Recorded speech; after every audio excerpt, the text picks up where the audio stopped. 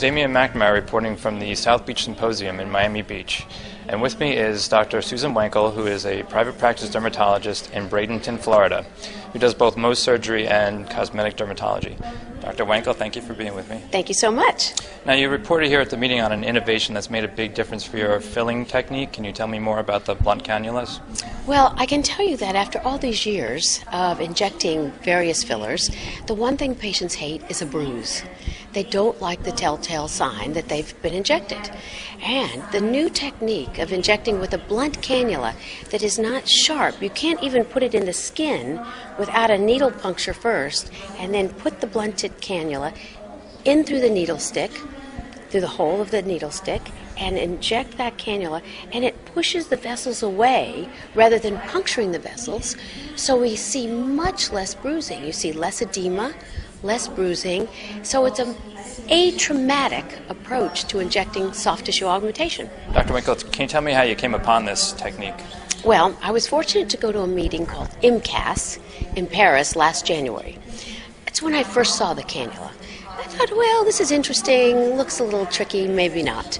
Then I went back to IMCAS this January, entire day of live injection session, not a single needle on the podium. So I came home and said, this has to be important to learn, and decided that I would incorporate it into my injection technique. I will tell you, there's a learning curve. It's not easy at first, always getting the cannula in through the skin, but once you get the cannula in the skin and just gently progress through the tissue with the cannula, it's so atraumatic. It hurts less, it's not puncturing anything, it's not hurting anything, and it very gently can lay down the product. You, I think, compromise a little bit in precision because it's not coming out the distal tip like a needle, it's coming out the side of your cannula, but you can certainly learn to work with it. It's wonderful filling areas like the pre-jowl sulcus that often bruises in this area, in the cheek. From one injection point here, I can actually fill the mid-face, turn around and fill the cheek, and go south and fill the nasolabial fold.